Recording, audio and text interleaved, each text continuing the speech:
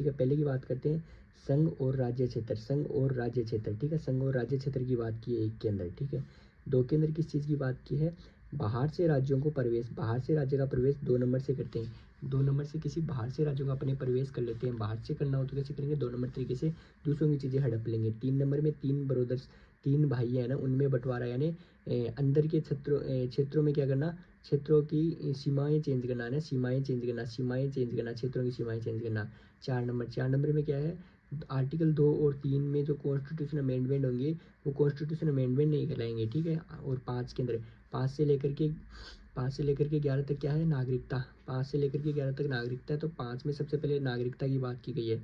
नागरिकता की बात 5 में की गई है। 6 में सबसे पहले किन की बात करेंगे, जो बाहर से अपने पास आए, अपना समझ गए, जैसे बंटवारे के समय जो लोग पाकिस्तान से भारत आए थे, नहीं बोले भारत हमारा है, तो सबसे पहले उनकी नागरिकता की बात करेंगे।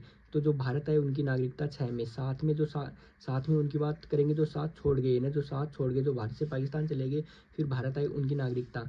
और 8 में 8 अपने जैसे ऐसे लिखते हैं ना, @gmail.com, gmail.com क्या बताता है, डोमेन बताता है। डोमेन मतलब होता है एरिया।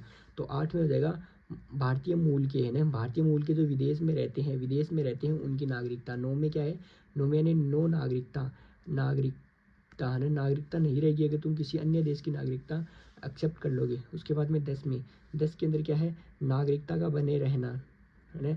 10 अब बस तुम मेरे से नागरिकता के अधिकार नहीं छीन सकते, ठीक है। उसके बाद में 11 में क्या है, 11 को याद देखो एक एक है ना, जब पार्लियामेंट में एक एक व्यक्ति हाथ खड़ा करेगा तो क्या होगा, कानून बनेगा, कानून बनेगा। संसद में क्या बनेगा, संसद में कानून बनेगा, कानून, संसद में कानून बनेगा, ठीक है। और उसके बाद में 12 में क्या है, 12 के अंदर है, 12 के अंदर फिर परिभाषा है, 12 के अंदर परिभाषा है, 12 से लेकर के 35 तक दूसरा भाग चलेगा, ठीक है। और 13 के अंदर क्या है, 13 में यानी 13 कोई अधिकार नहीं मेरे से मौलिक अधिकार छीन ले, वैसे याद करेंगे। 13 में है, 13 कोई अधिकार नहीं, यानी मौलिक अधिकारों के असंगत कोई मौलिक अधिकारों के असंगत कोई ऐसा कानून बनेगा तो वो स्वतः ही निरस्त हो जाएगा, ठीक है। मौलिक अधिकारों के असंगत कोई ऐसा कानून बनेगा तो स्वतः ही निरस्त हो जाएगा, ठीक है। इसमें ये सब भी लिखे हुए हैं, पहले बात समझा देता हूँ, फिर ये इसकी फोटो डाल दूंगा मैं। उसके बाद में 14 के अंदर क्या है, 14 में है समान संरक्षण है ना, कानून के समक्ष समान संरक्षण।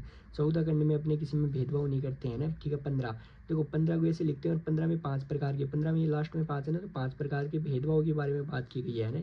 और 16 जैसे 12th पढ़ते हैं पहले, फिर 4 साल की ग्रेजुएशन करते हैं, तो 16 के हो गए अपने। अब 16 में क्या करेंगे, अब 16 में क्या चाहिए है ना, जॉब चाहिए। 16 में क्या चाहिए, जॉब चाहिए। ग्रेजुएशन करने के बाद में क्या चाहिए, जॉब चाहिए। तो उसे याद को लोक नियोजन है ना। 17 यानी खतरा, खतरा किसमें, अस्पष्टता का खतरा, अस्पष्टता का खतरा।